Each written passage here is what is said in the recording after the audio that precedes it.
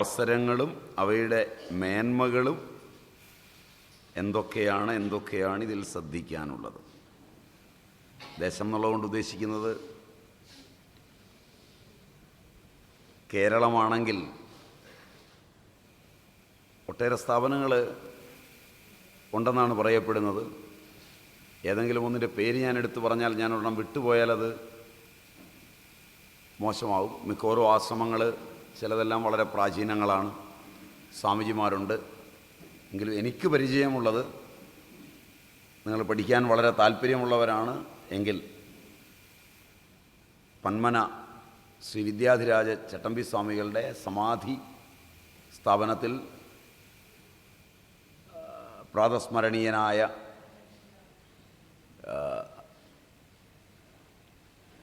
കൈലാസാശ്രമത്തിലെ വരെ ആചാര്യനായിരുന്ന സ്വാമി കൈവല്യാനന്ദജി മഹാരാജുണ്ട്. പിന്നെ വാഴൂര് ആശ്രമത്തിൽ പ്രജ്ഞാനാനന്ദജി മഹാരാജുണ്ട്. അവരുടെ പേരുകളാണ് ആദ്യം ഓർമ്മ വരുന്നത്. പിന്നെ കുളത്തൂർ, കോഴിക്കോടിനടുത്ത് കുളത്തൂർ എന്ന് പറയുന്ന സ്ഥലത്ത് ശ്രീമത് സ്വാമി ചിദാനന്ദപുരി മഹാരാജുണ്ട്. ഇവരാണ് ക്ലാസ്സുകൾ നടത്തുന്നതായി കേരളത്തിൽ അറിയുന്നത്. ചിന്മയ മിഷൻ സാന്ദീപനിയിൽ കോഴ്സായിട്ട് നടത്തുന്നുണ്ട്. ഇവിടെ കേരളത്തിൻ്റെ അതിർത്തിയിൽ കോയമ്പത്തൂർ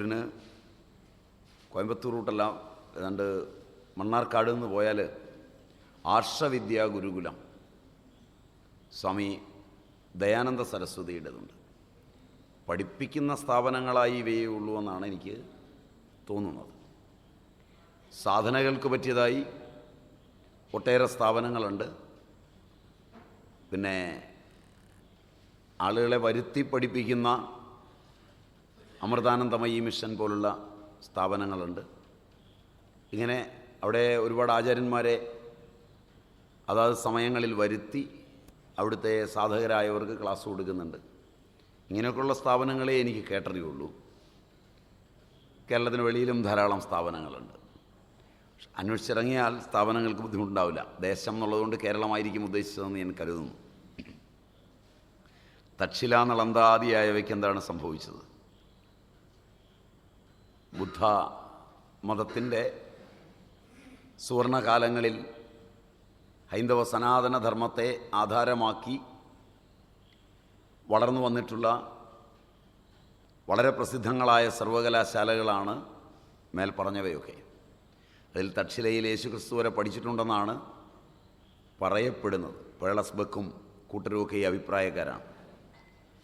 ഏതൊരു സ്ഥാപനത്തിനും അതിൻ്റെ അപജയമുണ്ടാവും.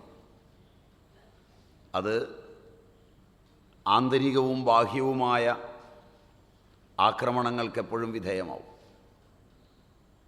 അത് സ്വാഭാവികമായി അവയ്ക്കും ഉണ്ടായിട്ടുണ്ടാവും. ഒന്ന്, നളന്തയിലും തക്ഷശിലയിലുമൊക്കെ നിങ്ങൾ പോയാൽ അതിൻ്റെ റൂയിൻസിൽ പാചകശാലകൾ ഉണ്ടായിരുന്നില്ല. ഭിക്ഷയെടുത്താണ് അവിടുത്തെ വിദ്യാർത്ഥികളും അധ്യാപകരും കഴിഞ്ഞിരുന്നത്. അതാണ് സമ്പ്രദായവും. ഇന്നും വടക്കേ ഇന്ത്യയിൽ അങ്ങനെയാണ്. ചിലപ്പോഴെല്ലാം ദുർബലന്മാരും അജിതേന്ദ്രിയന്മാരും ഇത്തരം സ്ഥാപനങ്ങളുടെ തലപ്പത്ത് വരും. അത്തരം സന്ദർഭങ്ങളിൽ ആന്തരികമായ അപജയത്തിന് കാരണമാവുകയും നാശോന്മുഖമാവുകയും ചെയ്യും. പലപ്പോഴും വിദ്യാദാന പാരമ്പര്യം ഭരണാധികാരികൾക്ക് ഇഷ്ടപ്പെടാതെ വരും. ഭരണാധികാരികൾ ദുർബലരാകുമ്പോൾ അപ്പോൾ അവർ നശിപ്പിക്കുക വിദ്യാദാനത്തിൻ്റെ രജത കേന്ദ്രങ്ങളെയാണ്. അതും ഈ സർവകലാശാലയ്ക്ക് പറ്റിപ്പോയിട്ടുണ്ടെന്നാണ് ചരിത്രം പറയുന്നത്. ചോദ്യകർത്താവ് ഉദ്ദേശിച്ചത് വിദേശ ആക്രമണങ്ങളെയാണെങ്കിൽ അവ വിദ്യാസങ്കേതങ്ങളെ ആന്തരികമായ അപജയവും ഈ ദേശീയരായവരുടെ ചിന്തയുമില്ലെങ്കിൽ അത്ര വേഗം തകർക്കില്ല. കാരണം അവയുടെ കീർത്തി, നളന്തയുടെയും തക്ഷലയുടെയും കാശിയുടെയും ഒക്കെ കീർത്തി വിദേശങ്ങളിൽ വരെ അന്നേ വ്യാപിച്ചിരുന്നതാണ്.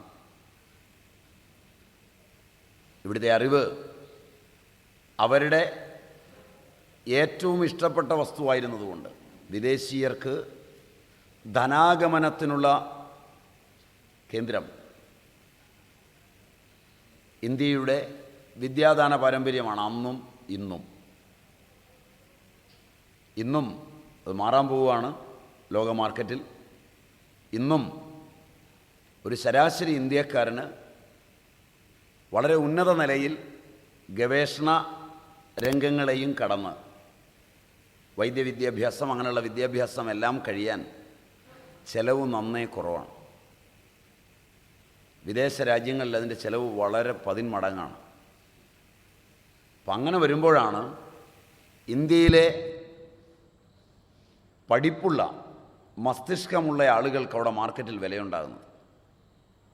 അവിടെ പഠിക്കുക ക്ഷിപ്രസാധ്യമല്ല. അതിപ്പോൾ സെൽഫ് ഫിനാൻസിങ് കോളേജൊക്കെ വരുമ്പോൾ മാറും. കാരണം ഇവിടുന്ന് പഠിച്ചവനെ വില കുറച്ച് ചിലപ്പോൾ അവിടെ പഠിക്കാൻ പറ്റും. അതാണ് വിദേശ രാജ്യങ്ങൾക്ക് പ്രിയമുള്ളത്. അതിൻ്റെ ഒരു നിയന്ത്രണത്തിൻ്റെയും കൂടെ ഭാഗം ഇവിടുത്തെ ഭരണാധികാരികളിലുണ്ട്. അത് നിങ്ങൾക്ക് അതിൻ്റെ സാമ്പത്തിക ശാസ്ത്രം എത്രത്തോളം അറിയുമെന്ന് എനിക്കറിയില്ല. അപ്പം അതുകൊണ്ട് വിദേശികൾ ഇവിടുത്തെ വിദ്യാദാന പാരമ്പര്യങ്ങളെ തകർക്കാൻ അത്ര എളുപ്പത്തിൽ തയ്യാറാവില്ല. ഇനി ഒരുപാടെണ്ണം ഇപ്പൊന്നും മേടിക്കണ്ട, ഇത് മുഴുവൻ തീരില്ല. തീരാത്തോ നാളെ ഞാൻ പറയാം. സംസ്കൃത ഭാഷ എന്ന് എവിടുന്ന് സംസാരിച്ചിരുന്നു?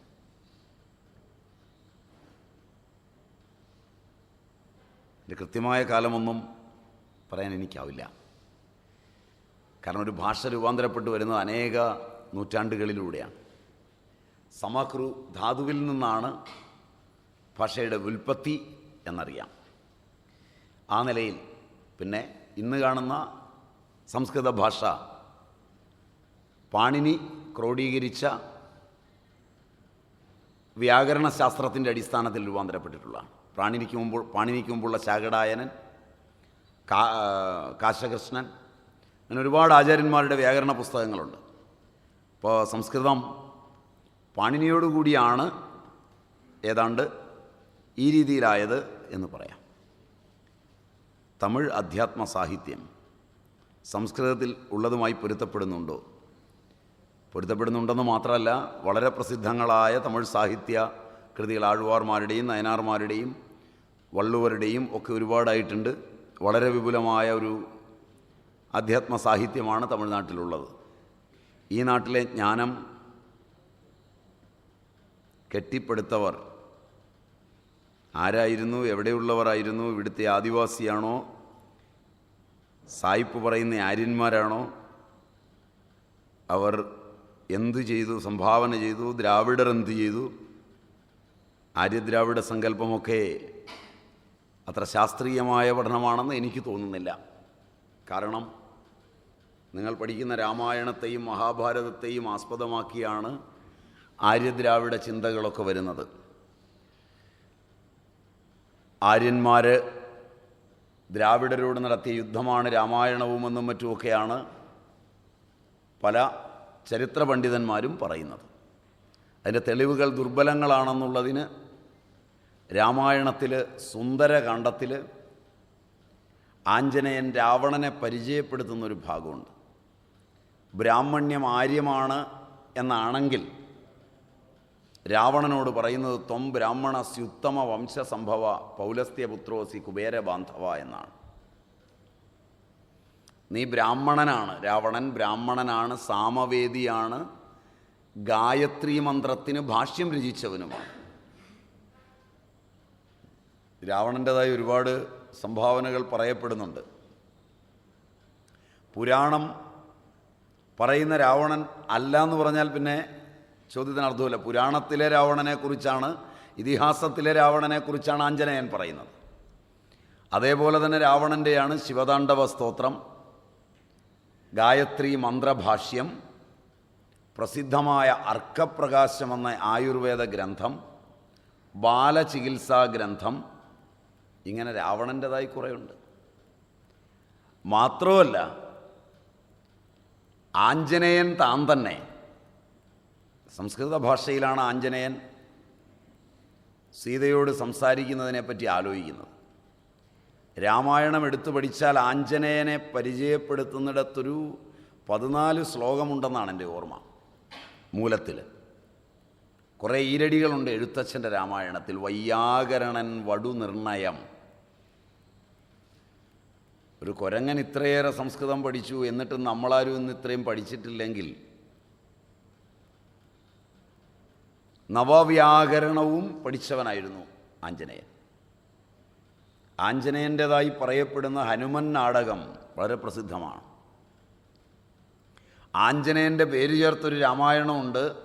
രാമനത് കടലിൽ കളയാൻ പറഞ്ഞു എന്ന ഐതിഹ്യം. അതിൻ്റെ ഒരു ശ്ലോകം വിക്രമാദിത്യ സദസ്സിൽ വെച്ച് കാളിദാസൻ വായിച്ചർത്ഥം പറഞ്ഞതായി ഐതിഹ്യമുണ്ട്. ആഞ്ജനേയ രാമായണമെന്നാണ് ആ പ്രകൃഷ്ടകൃതിയുടെ പേര്. അത് കടലിൽ കളയാൻ രാമൻ പറഞ്ഞപ്പോഴേ വലിച്ചെറിയാണിത്. വാൽമീകി രാമായണം കൊണ്ട് സമർപ്പിക്കുമ്പോഴാണ് കളഞ്ഞതെന്നാണ് വൈപ്പ്. ഇതെല്ലാം കഥയായി എടുത്താൽ കുഴപ്പമില്ല, എല്ലാം സത്യമായി എടുത്താൽ കുഴപ്പമില്ല. കുറേ കഥയും കുറേ സത്യവുമായി നമുക്കിഷ്ടം പോലെ ആക്കരുത് എന്ന് മാത്രമേ ഉള്ളൂ. അപ്പോൾ ആ നിലയിൽ അന്ന് ആഞ്ജനേയനോട് രാമൻ തന്നെ പിന്നീട് ചോദിച്ചു, എന്താണ് നിന്നോട് കടലിൽ കളയാൻ പറഞ്ഞപ്പോഴേ കളഞ്ഞത്, സൂക്ഷിക്കാത്തത്? അപ്പം അങ്ങ് പറഞ്ഞത് അനുസരിച്ചു. അപ്പോൾ പറഞ്ഞു, നിൻ്റെ രാമായണം ഉത്തമമാണ്, അതുണ്ടായാൽ വാൽമീകിയുടെ രാമായണം ഉണ്ടാവില്ല, രാമായണമില്ലാതെ നിന്നെ ലോകരറിയും എന്ന് പറഞ്ഞുവെന്നുകൂടിയാണ് കാളിദാസൻ പറഞ്ഞതായി ഐതിഹ്യം. അപ്പോൾ ആ ആഞ്ജനേയൻ സീതയെ കാണാൻ പോകുമ്പോൾ ഓർക്കുന്നൊരു രംഗമുണ്ട്. സീതയോട് സംസ്കൃതത്തിൽ സംസാരിച്ചാൽ രാവണൻ വേഷം മാറി വന്നതാണെന്ന് സീത ധരിച്ചേക്കാം. അതുകൊണ്ട് എന്താ ചെയ്യുക എന്ന് ചിന്തിക്കുന്ന ഒരു ഭാഗം സുന്ദരകാണ്ഡത്തിലുണ്ട്. അപ്പോൾ രാവണൻ്റെ ഭാഷ, ലങ്കയിലെ ഭാഷ സംസ്കൃതമാണ്. ആര്യഭാഷയായ സംസ്കൃതം ദ്രാവിഡനായ രാവണൻ സംസാരിക്കുക. എന്നിട്ടും രാവണനും രാമനുമായി ആര്യദ്രാവിഡ യുദ്ധം നടത്തുക. എന്ത് കുഴാമറിച്ചിലാണ് ചരിത്രകാരന്മാരുടേത്. അതിനേക്കാൾ അപകടകരമായ ഒന്ന്, രാവണൻ രാമൻ്റെ വരവ് കാത്തിരിക്കുന്ന, രാമനെ കാത്തിരിക്കുന്നതായി ശൂർപ്പണാഖാവൃത്താന്തത്തിന് ശേഷം പറയുന്ന ഒരു രംഗമുണ്ട്. മാരീചനോട് സംസാരിക്കുന്നുണ്ട്. രാമൻ മഹാവിഷ്ണു ആണെങ്കിൽ ഞാൻ കാത്തിരുന്നത് അവനെയാണ്, കൊല്ലാനല്ല, മോക്ഷത്തിന്. അതുകൊണ്ട് ആ കൃതി വെച്ചുകൊണ്ട് ആര്യദ്രാവിഡ യുദ്ധം സംഗതമല്ല. അതിനപ്പുറം ബാല്യ ജീവിതമാണ് ബാലകാന്ഡം, അയോധ്യാജീവിതമാണ് അയോധ്യകാന്ഡം, ജീവിതമാണ് ആരണ്യകാന്ഡം, കിഷ്കിന്ധയിലെ ജീവിതമാണ് കിഷ്കിന്ധാകാന്ഡം, യുദ്ധം ചെയ്യുന്നത് യുദ്ധകാന്ഡം. ഒരു സുന്ദരകാന്ഡമുണ്ട്. അത് സുന്ദരമാകുന്നത് അതിലാണ് സീതയ്ക്ക് രാവണൻ രാമതത്വം ഉപദേശിക്കുന്നത്. അങ്ങനൊരു കൃതി വായിക്കാതെ ഏതെങ്കിലും ഒരു അരികിൽ നിന്ന് പറഞ്ഞാൽ, ശൃണുസുമുഖിതവചരണ നളിനദാസോസ്മ്യഹം ശോഭനശീലേ പ്രസീദ പ്രസീദമേ ഭവതി തവരമണമപി ദശരഥ തനൂജനെ പാർത്താൽ ചിലർക്കു കാണാം ചിലപ്പോഴെടു. മുഴുവൻ ലൈനും ഞാനിപ്പോൾ കാണാതെ ഓർക്കുന്നില്ല, കാരണം നിങ്ങൾ ചോദ്യം ചോദിച്ചാൽ വേണ്ടി വന്നതായതുകൊണ്ട് അത്ര തിരക്കിലായതുകൊണ്ട് അങ്ങ് വരുന്നില്ല. നീളത്തിരകിലും ഭാഗ്യവതാം അഭി കണ്ടുകിട്ടാപരം, നിന്നെ നിത്യം ഉപഗൂഹനം ചെയ്യിലും സുഭ്രു സുചിരം അരികേ വസിക്കലും തവഗുണ സമുദയം അലിവൊട് ഭുജിക്കലും താൽപ്പര്യം നിന്നിലില്ല അവനേതുമേ. ഭവതിയെയും ഒരു ശബരതരുണിയെയും ആത്മനാ കണ്ടാൽ, നിങ്ങൾ വായിക്കരുത്, ഗതികേടാണ്.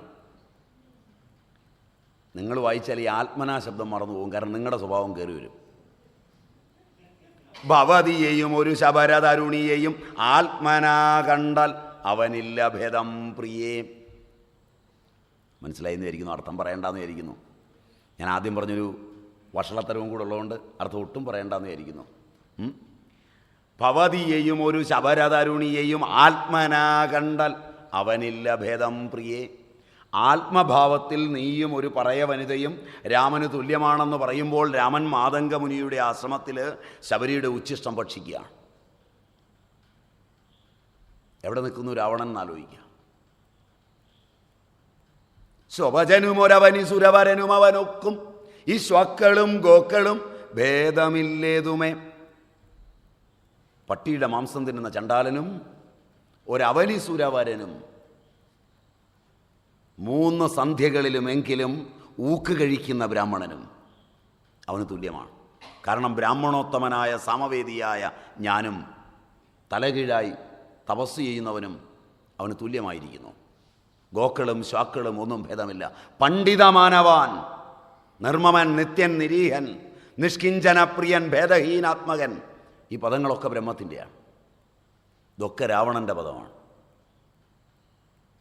ഒരു പ്രാവശ്യം മജൂന്ദാരും കൊസാംബിയുമൊക്കെ ഇതൊന്ന് വായിച്ചിട്ട് എഴുതിയിരുന്നെങ്കിൽ, ഭാരതീയൻ്റെ സഹജ സ്വഭാവമായ ഗ്രന്ഥം വായിക്കാതെ എന്തും എഴുതുമെന്നുള്ള ആ നിർബന്ധം, ഏത് പ്രഭാഷണത്തിന് വിളിച്ചാലും ഹെഡിങ് നോക്കി പ്രസംഗിക്കുമെന്ന് തീരുമാനിക്കുന്ന ചിന്ത മനസ്സിലായില്ല. പുസ്തകത്തിൻ്റെ തലക്കെട്ട് എന്താണെന്ന് നോക്കുക, നേരെ ചെല്ലുക, പ്രസംഗിക്കുക. അവസാനം പണ്ട് 2 വയസ്സായ വല്യപ്പനും വല്യമ്മയ്ക്കും പറ്റിയ അബദ്ധം പോലെ ലങ്കാദഹനമെന്ന് ബോർഡ് കണ്ട് സിനിമ കാണാൻ കയറി കാണരുതാത്തതും ഇടയ്ക്കുള്ള വിറ്റും കണ്ട് മക്കളെയും തെറി പറഞ്ഞ് ഇറങ്ങിപ്പോരേണ്ട ഗതികേട് പോലെ. മനസ്സിലായില്ല. നിങ്ങൾ പഠിക്കുമ്പോൾ പഠിത്തം എവിടെ എത്തുമെന്ന് നിങ്ങൾ ആലോചിക്കുക. അവസരങ്ങളും അവയുടെ മേന്മകളും എന്തൊക്കെയാണ് ഇതിൽ ശ്രദ്ധിക്കാനുള്ളത്. ദേശം എന്നുള്ളതുകൊണ്ട് ഉദ്ദേശിക്കുന്നത് കേരളമാണെങ്കിൽ ഒട്ടേറെ സ്ഥാപനങ്ങൾ ഉണ്ടെന്നാണ് പറയപ്പെടുന്നത്. ഏതെങ്കിലും ഒന്നിൻ്റെ പേര് ഞാൻ എടുത്തു പറഞ്ഞാൽ, ഞാൻ ഒരെണ്ണം വിട്ടുപോയാൽ അത് മോശമാവും. മിക്കവാറും ആശ്രമങ്ങൾ ചിലതെല്ലാം വളരെ പ്രാചീനങ്ങളാണ്, സ്വാമിജിമാരുണ്ട്. എങ്കിലും എനിക്ക് പരിചയമുള്ളത്, നിങ്ങൾ പഠിക്കാൻ വളരെ താല്പര്യമുള്ളവരാണ് എങ്കിൽ പന്മന ശ്രീ വിദ്യാധിരാജ ചട്ടമ്പി സ്വാമികളുടെ സമാധി സ്ഥാപനത്തിൽ പ്രാതസ്മരണീയനായ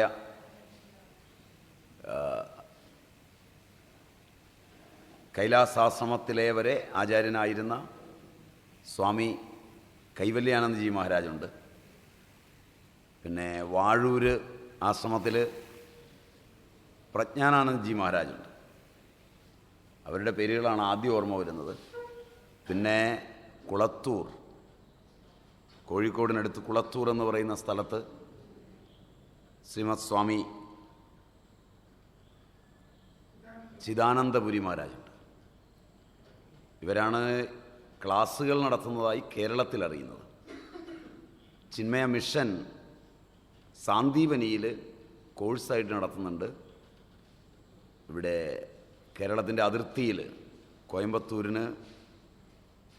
റൂട്ടല്ല, ഏതാണ്ട് മണ്ണാർക്കാട് നിന്ന് പോയാൽ ആർഷവിദ്യാ ഗുരുകുലം സ്വാമി ദയാനന്ദ സരസ്വതിയുടേതുണ്ട്. പഠിപ്പിക്കുന്ന സ്ഥാപനങ്ങളായി ഇവയേ ഉള്ളൂ എന്നാണ് എനിക്ക് തോന്നുന്നത്. സാധനകൾക്ക് പറ്റിയതായി ഒട്ടേറെ സ്ഥാപനങ്ങളുണ്ട്. പിന്നെ ആളുകളെ വരുത്തി പഠിപ്പിക്കുന്ന അമൃതാനന്ദമയി മിഷൻ പോലുള്ള സ്ഥാപനങ്ങളുണ്ട്. ഇങ്ങനെ അവിടെ ഒരുപാട് ആചാര്യന്മാരെ അതാത് സമയങ്ങളിൽ വരുത്തി അവിടുത്തെ സാധകരായവർക്ക് ക്ലാസ് കൊടുക്കുന്നുണ്ട്. ഇങ്ങനെയൊക്കെയുള്ള സ്ഥാപനങ്ങളെ എനിക്ക് കേട്ടറിയുള്ളൂ. കേരളത്തിന് വെളിയിലും ധാരാളം സ്ഥാപനങ്ങളുണ്ട്. അന്വേഷിച്ചിറങ്ങിയാൽ സ്ഥാപനങ്ങൾക്ക് ബുദ്ധിമുട്ടുണ്ടാവില്ല. ദേശം എന്നുള്ളതുകൊണ്ട് കേരളമായിരിക്കും ഉദ്ദേശിച്ചതെന്ന് ഞാൻ കരുതുന്നു. തക്ഷില നളന്താദിയായവയ്ക്ക് എന്താണ് സംഭവിച്ചത്? ബുദ്ധ മതത്തിൻ്റെ സുവർണകാലങ്ങളിൽ ഹൈന്ദവ സനാതനധർമ്മത്തെ ആധാരമാക്കി വളർന്നു വന്നിട്ടുള്ള വളരെ പ്രസിദ്ധങ്ങളായ സർവകലാശാലകളാണ് മേൽപ്പറഞ്ഞവയൊക്കെ. അതിൽ തക്ഷിലയിൽ യേശുക്രിസ്തു വരെ പഠിച്ചിട്ടുണ്ടെന്നാണ് പറയപ്പെടുന്നത്. പേളസ്ബക്കും കൂട്ടരുമൊക്കെ ഈ അഭിപ്രായക്കാരാണ്. ഏതൊരു സ്ഥാപനത്തിനും അതിൻ്റെ അപജയമുണ്ടാവും. അത് ആന്തരികവും ബാഹ്യവുമായ ആക്രമണങ്ങൾക്ക് എപ്പോഴും വിധേയമാവും. അത് സ്വാഭാവികമായി അവയ്ക്കും ഉണ്ടായിട്ടുണ്ടാവും. ഒന്ന്, നളന്തയിലും തക്ഷശിലയിലുമൊക്കെ നിങ്ങൾ പോയാൽ അതിൻ്റെ റൂയിൻസിൽ പാചകശാലകൾ ഉണ്ടായിരുന്നില്ല. ഭിക്ഷയെടുത്താണ് അവിടുത്തെ വിദ്യാർത്ഥികളും അധ്യാപകരും കഴിഞ്ഞിരുന്നത്. അതാണ് സമ്പ്രദായവും. ഇന്നും വടക്കേ ഇന്ത്യയിൽ അങ്ങനെയാണ്. ചിലപ്പോഴെല്ലാം ദുർബലന്മാരും അജിതേന്ദ്രിയന്മാരും ഇത്തരം സ്ഥാപനങ്ങളുടെ തലപ്പത്ത് വരും. അത്തരം സന്ദർഭങ്ങളിൽ ആന്തരികമായ അപജയത്തിന് കാരണമാവുകയും നാശോന്മുഖമാവുകയും ചെയ്യും. പലപ്പോഴും വിദ്യാദാന പാരമ്പര്യം ഭരണാധികാരികൾക്ക് ഇഷ്ടപ്പെടാതെ വരും. ഭരണാധികാരികൾ ദുർബലരാകുമ്പോൾ അപ്പോൾ അവർ നശിപ്പിക്കുക വിദ്യാദാനത്തിൻ്റെ രജത കേന്ദ്രങ്ങളെയാണ്. അതും ഈ സർവകലാശാലയ്ക്ക് പറ്റിപ്പോയിട്ടുണ്ടെന്നാണ് ചരിത്രം പറയുന്നത്. ചോദ്യകർത്താവ് ഉദ്ദേശിച്ചത് വിദേശ ആക്രമണങ്ങളെയാണെങ്കിൽ അവ വിദ്യാസങ്കേതങ്ങളെ ആന്തരികമായ അപജയവും ഈ ദേശീയരായവരുടെ ചിന്തയുമില്ലെങ്കിൽ അത്ര വേഗം തകർക്കില്ല. കാരണം അവയുടെ കീർത്തി, നളന്തയുടെയും തക്ഷശിലയുടെയും കാശിയുടെയും ഒക്കെ കീർത്തി വിദേശങ്ങളിൽ വരെ അന്നേ വ്യാപിച്ചിരുന്നതാണ്.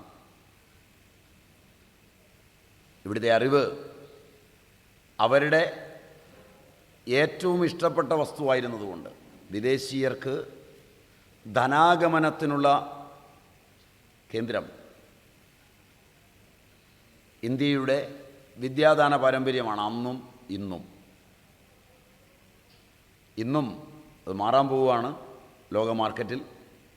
ഇന്നും ഒരു ശരാശരി ഇന്ത്യക്കാരന് വളരെ ഉന്നത നിലയിൽ ഗവേഷണ രംഗങ്ങളെയും കടന്ന് വൈദ്യവിദ്യാഭ്യാസം അങ്ങനെയുള്ള വിദ്യാഭ്യാസം എല്ലാം കഴിയാൻ ചെലവ് നന്നേ കുറവാണ്. വിദേശ രാജ്യങ്ങളിൽ അതിൻ്റെ ചിലവ് വളരെ 10 മടങ്ങാണ്. അപ്പം അങ്ങനെ വരുമ്പോഴാണ് ഇന്ത്യയിലെ പഠിപ്പുള്ള മസ്തിഷ്കമുള്ള ആളുകൾക്ക് അവിടെ മാർക്കറ്റിൽ വിലയുണ്ടാകുന്നത്. അവിടെ പഠിക്കുക ക്ഷിപ്രസാധ്യമല്ല. അതിപ്പോൾ സെൽഫ് ഫിനാൻസിങ് കോളേജൊക്കെ വരുമ്പോൾ മാറും. കാരണം ഇവിടുന്ന് പഠിച്ചവനെ വില കുറച്ച് ചിലപ്പോൾ അവിടെ പഠിക്കാൻ പറ്റും. അതാണ് വിദേശ രാജ്യങ്ങൾക്ക് പ്രിയമുള്ളത്. അതിൻ്റെ ഒരു നിയന്ത്രണത്തിൻ്റെയും കൂടെ ഭാഗം ഇവിടുത്തെ ഭരണാധികാരികളിലുണ്ട്. അത് നിങ്ങൾക്ക് അതിൻ്റെ സാമ്പത്തിക ശാസ്ത്രം എത്രത്തോളം അറിയുമെന്ന് എനിക്കറിയില്ല. അപ്പം അതുകൊണ്ട് വിദേശികൾ ഇവിടുത്തെ വിദ്യാദാന പാരമ്പര്യങ്ങളെ തകർക്കാൻ അത്ര എളുപ്പത്തിൽ തയ്യാറാവില്ല. ഇനി ഒരുപാടെണ്ണം ഇപ്പൊന്നും മേടിക്കണ്ട, ഇത് മുഴുവൻ തീരില്ല. തീരാത്തോ നാളെ ഞാൻ പറയാം.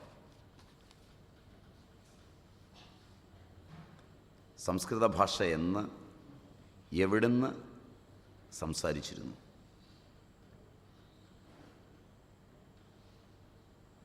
ഇതിൻ്റെ കൃത്യമായ കാലമൊന്നും പറയാൻ എനിക്കാവില്ല. കാരണം ഒരു ഭാഷ രൂപാന്തരപ്പെട്ടു വരുന്നത് അനേക നൂറ്റാണ്ടുകളിലൂടെയാണ്. സമക്രു ധാതുവിൽ നിന്നാണ് ഭാഷയുടെ ഉൽപ്പത്തി എന്നറിയാം. ആ നിലയിൽ പിന്നെ ഇന്ന് കാണുന്ന സംസ്കൃത ഭാഷ പാണിനി ക്രോഡീകരിച്ച വ്യാകരണശാസ്ത്രത്തിൻ്റെ അടിസ്ഥാനത്തിൽ രൂപാന്തരപ്പെട്ടിട്ടുള്ളതാണ്. പാണിനിക്ക് മുമ്പുള്ള ശാകടായനൻ, കാശകൃഷ്ണൻ, അങ്ങനെ ഒരുപാട് ആചാര്യന്മാരുടെ വ്യാകരണ പുസ്തകങ്ങളുണ്ട്. അപ്പോൾ സംസ്കൃതം പാണിനിയോടുകൂടിയാണ് ഏതാണ്ട് ഈ രീതിയിലായത് എന്ന് പറയാം. തമിഴ് അധ്യാത്മ സാഹിത്യം സംസ്കൃതത്തിൽ ഉള്ളതുമായി പൊരുത്തപ്പെടുന്നുണ്ടോ? പൊരുത്തപ്പെടുന്നുണ്ടെന്ന് മാത്രമല്ല, വളരെ പ്രസിദ്ധങ്ങളായ തമിഴ് സാഹിത്യ കൃതികൾ ആഴ്വാർമാരുടെയും നയനാർമാരുടെയും വള്ളുവരുടെയും ഒക്കെ ഒരുപാടായിട്ടുണ്ട്. വളരെ വിപുലമായ ഒരു അധ്യാത്മ സാഹിത്യമാണ് തമിഴ്നാട്ടിലുള്ളത്. ഈ നാട്ടിലെ ജ്ഞാനം കെട്ടിപ്പടുത്തവർ ആരായിരുന്നു, എവിടെയുള്ളവരായിരുന്നു? ഇവിടുത്തെ ആദിവാസിയാണോ, സായിപ്പ് പറയുന്ന ആര്യന്മാരാണോ? അവർ എന്തു ചെയ്തു, സംഭാവന ചെയ്തു? ദ്രാവിഡർ എന്തു ചെയ്തു? ആര്യദ്രാവിഡ സങ്കല്പമൊക്കെ അത്ര ശാസ്ത്രീയമായ പഠനമാണെന്ന് എനിക്ക് തോന്നുന്നില്ല. കാരണം നിങ്ങൾ പഠിക്കുന്ന രാമായണത്തെയും മഹാഭാരതത്തെയും ആസ്പദമാക്കിയാണ് ആര്യദ്രാവിഡ ചിന്തകളൊക്കെ വരുന്നത്. ആര്യന്മാർ ദ്രാവിഡരോട് നടത്തിയ യുദ്ധമാണ് രാമായണവുമെന്നും മറ്റുമൊക്കെയാണ് പല ചരിത്ര പണ്ഡിതന്മാരും പറയുന്നത്. അതിൻ്റെ തെളിവുകൾ ദുർബലങ്ങളാണെന്നുള്ളതിന് രാമായണത്തിൽ സുന്ദരകാണ്ഡത്തിൽ ആഞ്ജനേയൻ രാവണനെ പരിചയപ്പെടുത്തുന്നൊരു ഭാഗമുണ്ട്. ബ്രാഹ്മണ്യം ആര്യമാണ് എന്നാണെങ്കിൽ രാവണനോട് പറയുന്നത് ത്വം ബ്രാഹ്മണസ്യുത്തമ വംശസംഭവ പൗലസ്ത്യപുത്രോസി കുബേരബാന്ധവ എന്നാണ്. നീ ബ്രാഹ്മണനാണ്. രാവണൻ ബ്രാഹ്മണനാണ്, സാമവേദിയാണ്, ഗായത്രി മന്ത്രത്തിന് ഭാഷ്യം രചിച്ചവനുമാണ്. രാവണൻ്റെതായ ഒരുപാട് സംഭാവനകൾ പറയപ്പെടുന്നുണ്ട്. പുരാണം പറയുന്ന രാവണൻ അല്ല എന്ന് പറഞ്ഞാൽ പിന്നെ ചോദ്യത്തിന് അർത്ഥമില്ല. പുരാണത്തിലെ രാവണനെക്കുറിച്ചാണ്, ഇതിഹാസത്തിലെ രാവണനെക്കുറിച്ചാണ് ആഞ്ജനേയൻ പറയുന്നത്. അതേപോലെ തന്നെ രാവണൻ്റെയാണ് ശിവതാണ്ഡവ സ്തോത്രം, ഗായത്രി മന്ത്രഭാഷ്യം, പ്രസിദ്ധമായ അർക്കപ്രകാശം എന്ന ആയുർവേദ ഗ്രന്ഥം, ബാലചികിത്സാ ഗ്രന്ഥം, ഇങ്ങനെ രാവണൻ്റെതായി കുറേയുണ്ട്. മാത്രമല്ല ആഞ്ജനേയൻ താൻ തന്നെ സംസ്കൃത ഭാഷയിലാണ് ആഞ്ജനേയൻ സീതയോട് സംസാരിക്കുന്നതിനെപ്പറ്റി ആലോചിക്കുന്നത്. രാമായണം എടുത്തു പഠിച്ചാൽ ആഞ്ജനേയനെ പരിചയപ്പെടുത്തുന്നിടത്തൊരു 14 ശ്ലോകമുണ്ടെന്നാണ് എൻ്റെ ഓർമ്മ. മൂലത്തിൽ കുറേ ഈരടികളുണ്ട് എഴുത്തച്ഛൻ്റെ രാമായണത്തിൽ. വയ്യാകരണൻ വടുനിർണയം. ഒരു കൊരങ്ങൻ ഇത്രയേറെ സംസ്കൃതം പഠിച്ചു, എന്നിട്ടും നമ്മളാരും ഇന്ന് ഇത്രയും പഠിച്ചിട്ടില്ലെങ്കിൽ നവവ്യാകരണവും പഠിച്ചവനായിരുന്നു ആഞ്ജനേയൻ. ആഞ്ജനേയൻ്റേതായി പറയപ്പെടുന്ന ഹനുമൻ നാടകം വളരെ പ്രസിദ്ധമാണ്. ആഞ്ജനേയൻ്റെ പേര് ചേർത്തൊരു രാമായണമുണ്ട്. രാമനത് കടലിൽ കളയാൻ പറഞ്ഞു എന്ന ഐതിഹ്യം. അതിൻ്റെ ഒരു ശ്ലോകം വിക്രമാദിത്യ സദസ്സിൽ വെച്ച് കാളിദാസൻ വായിച്ചർത്ഥം പറഞ്ഞതായി ഐതിഹ്യമുണ്ട്. ആഞ്ജനേയ രാമായണമെന്നാണ് ആ പ്രകൃഷ്ടകൃതിയുടെ പേര്. അത് കടലിൽ കളയാൻ രാമൻ പറഞ്ഞപ്പോഴേ വലിച്ചെറിയാണ് ചെയ്തത്. വാൽമീകി രാമായണം കൊണ്ട് സമർപ്പിക്കുമ്പോഴാണ് കളഞ്ഞതെന്നാണ് വൈപ്പ്. ഇതെല്ലാം കഥയായി എടുത്താൽ കുഴപ്പമില്ല, എല്ലാം സത്യമായി എടുത്താൽ കുഴപ്പമില്ല. കുറേ കഥയും കുറേ സത്യവുമായി നമുക്കിഷ്ടം പോലെ ആക്കരുത് എന്ന് മാത്രമേ ഉള്ളൂ. അപ്പോൾ ആ നിലയിൽ അന്ന് ആഞ്ജനേയനോട് രാമൻ തന്നെ പിന്നീട് ചോദിച്ചു, എന്താണ് നിന്നോട് കടലിൽ കളയാൻ പറഞ്ഞപ്പോഴേ കളഞ്ഞത്, സൂക്ഷിക്കാത്തത്? അപ്പം അങ്ങ് പറഞ്ഞത് അനുസരിച്ചു. അപ്പോൾ പറഞ്ഞു, നിൻ്റെ രാമായണം ഉത്തമമാണ്, അതുണ്ടായാൽ വാൽമീകിയുടെ രാമായണം ഉണ്ടാവില്ല, രാമായണമില്ലാതെ നിന്നെ ലോകരറിയും എന്ന് പറഞ്ഞുവെന്നുകൂടിയാണ് കാളിദാസൻ പറഞ്ഞതായി ഐതിഹ്യം. അപ്പോൾ ആ ആഞ്ജനേയൻ സീതയെ കാണാൻ പോകുമ്പോൾ ഓർക്കുന്നൊരു രംഗമുണ്ട്. സീതയോട് സംസ്കൃതത്തിൽ സംസാരിച്ചാൽ രാവണൻ വേഷം മാറി വന്നതാണെന്ന് സീത ധരിച്ചേക്കാം. അതുകൊണ്ട് എന്താ ചെയ്യുക എന്ന് ചിന്തിക്കുന്ന ഒരു ഭാഗം സുന്ദരകാണ്ഡത്തിലുണ്ട്. അപ്പോൾ രാവണൻ്റെ ഭാഷ, ലങ്കയിലെ ഭാഷ സംസ്കൃതമാണ്. ആര്യഭാഷയായ സംസ്കൃതം ദ്രാവിഡനായ രാവണൻ സംസാരിക്കുക. എന്നിട്ടും രാവണനും രാമനുമായി ആര്യദ്രാവിഡ യുദ്ധം നടത്തുക. എന്ത് കുഴാമറിച്ചിലാണ് ചരിത്രകാരന്മാരുടേത്. അതിനേക്കാൾ അപകടകരമായ ഒന്ന്, രാവണൻ രാമൻ്റെ വരവ് കാത്തിരിക്കുന്ന, രാമനെ കാത്തിരിക്കുന്നതായി ശൂർപ്പണാഖാവൃത്താന്തത്തിന് ശേഷം പറയുന്ന ഒരു രംഗമുണ്ട്. മാരീചനോട് സംസാരിക്കുന്നുണ്ട്. രാമൻ മഹാവിഷ്ണു ആണെങ്കിൽ ഞാൻ കാത്തിരുന്നത് അവനെയാണ്, കൊല്ലാനല്ല. മോക്ഷത്തിന്. അതുകൊണ്ട് ആ കൃതി വെച്ചുകൊണ്ട് ആര്യദ്രാവിഡ യുദ്ധം സംഗതമല്ല. അതിനപ്പുറം ബാല്യ ജീവിതമാണ് ബാലകാന്ഡം, അയോധ്യാജീവിതമാണ് അയോധ്യകാന്ഡം, ജീവിതമാണ് ആരണ്യകാന്ഡം, കിഷ്കിന്ധയിലെ ജീവിതമാണ് കിഷ്കിന്ധാകാന്ഡം, യുദ്ധം ചെയ്യുന്നത് യുദ്ധകാന്ഡം. ഒരു സുന്ദരകാന്ഡമുണ്ട്. അത് സുന്ദരമാകുന്നത് അതിലാണ് സീതയ്ക്ക് രാവണൻ രാമതത്വം ഉപദേശിക്കുന്നത്. അങ്ങനൊരു കൃതി വായിക്കാതെ ഏതെങ്കിലും ഒരു അരികിൽ നിന്ന് പറഞ്ഞാൽ ശൃണുസുമുഖിതവചരണ നളിനദാസോസ്മ്യഹം ശോഭനശീലേ പ്രസീദമേ ഭവതി തവരമണമപി ദശരഥ തനൂജനെ പാർത്താൽ ചിലർക്കു കാണാം ചിലപ്പോഴെടു.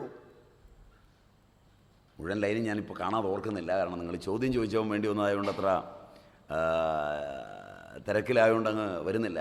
നീളത്തിരകിലും ഭാഗ്യവതാം അഭി കണ്ടുകിട്ടാപരം നില നിത്യം ഉപഗൂഹനം ചെയ്യിലും സുഭ്രു സുചിരം അരികേ വസിക്കലും തവഗുണ സമുദയം അലിവൊട് ഭുജിക്കലും താൽപ്പര്യം നിന്നിലില്ല അവനേതുമേ. ഭവതിയെയും ഒരു ശബരതരുണിയെയും ആത്മനാ കണ്ടാൽ, നിങ്ങൾ വായിക്കരുത്, ഗതികേടാണ്. നിങ്ങൾ വായിച്ചാൽ ഈ ആത്മനാ ശബ്ദം മറന്നു പോകും, കാരണം നിങ്ങളുടെ സ്വഭാവം കയറി വരും. ഭവതിയെയും ഒരു ശബരതരുണിയെയും ആത്മനാ കണ്ടാൽ അവനില്ല ഭേദം പ്രിയേ. മനസ്സിലായെന്ന് വിചാരിക്കുന്നു, അർത്ഥം പറയേണ്ടെന്ന് വിചാരിക്കുന്നു. ഞാൻ ആദ്യം പറഞ്ഞൊരു വഷളത്തരവും കൂടെ ഉള്ളതുകൊണ്ട് അർത്ഥം ഒട്ടും പറയേണ്ടെന്ന് വിചാരിക്കുന്നു. ഭവതിയെയും ഒരു ശബരതരുണിയെയും ആത്മനാ കണ്ടാൽ അവനില്ല ഭേദം പ്രിയേ. ആത്മഭാവത്തിൽ നീയും ഒരു പറയ വനിതയും രാമന് തുല്യമാണെന്ന് പറയുമ്പോൾ രാമൻ മാതംഗമുനിയുടെ ആശ്രമത്തിൽ ശബരിയുടെ ഉച്ഛിഷ്ടം ഭക്ഷിക്കുകയാണ്. എവിടെ നിൽക്കുന്നു രാവണൻ എന്നാലോചിക്കുക. സ്വഭജനുമൊരവനി സുരവരനും അവനൊക്കും ഈ ശ്വക്കളും ഗോക്കളും ഭേദമില്ലേതുമേ. പട്ടിയുടെ മാംസം തിന്നുന്ന ചണ്ടാലനും ഒരവനി സുരവരനും 3 സന്ധ്യകളിലുമെങ്കിലും ഊക്ക് കഴിക്കുന്ന ബ്രാഹ്മണനും അവന് തുല്യമാണ്. കാരണം ബ്രാഹ്മണോത്തമനായ സാമവേദിയായ ഞാനും തലകീഴായി തപസ് ചെയ്യുന്നവനും അവന് തുല്യമായിരിക്കുന്നു. ഗോക്കളും ശ്വാക്കളും ഒന്നും ഭേദമില്ല. പണ്ഡിതമാനവാൻ, നിർമ്മമൻ, നിത്യൻ, നിരീഹൻ, നിഷ്കിഞ്ചനപ്രിയൻ, ഭേദഹീനാത്മകൻ, ഈ പദങ്ങളൊക്കെ ബ്രഹ്മത്തിൻ്റെയാണ്. ഇതൊക്കെ രാവണൻ്റെ പദമാണ്. ഒരു പ്രാവശ്യം മജൂന്ദാരും കൊസാംബിയുമൊക്കെ ഇതൊന്ന് വായിച്ചിട്ട് എഴുതിയിരുന്നെങ്കിൽ, ഭാരതീയൻ്റെ സഹജ സ്വഭാവമായ ഗ്രന്ഥം വായിക്കാതെ എന്തും എഴുതുമെന്നുള്ള ആ നിർബന്ധം, ഏത് പ്രഭാഷണത്തിന് വിളിച്ചാലും ഹെഡിങ് നോക്കി പ്രസംഗിക്കുമെന്ന് തീരുമാനിക്കുന്ന ചിന്ത, മനസ്സിലായില്ല. പുസ്തകത്തിൻ്റെ തലക്കെട്ട് എന്താണെന്ന് നോക്കുക, നേരെ ചെല്ലുക, പ്രസംഗിക്കുക. അവസാനം പണ്ട് 2 വയസ്സായ വല്യപ്പനും വല്യമ്മയ്ക്കും പറ്റിയ അബദ്ധം പോലെ ലങ്കാദഹനമെന്ന് ബോർഡ് കണ്ട് സിനിമ കാണാൻ കയറി, കാണരുതാത്തതും ഇടയ്ക്കുള്ള വിറ്റും കണ്ട് മക്കളെയും തെറി പറഞ്ഞ് ഇറങ്ങിപ്പോരേണ്ട ഗതികേട് പോലെ. മനസ്സിലായില്ല. നിങ്ങൾ പഠിക്കുമ്പോൾ പഠിത്തം എവിടെ എത്തുമെന്ന് നിങ്ങൾ ആലോചിക്കുക.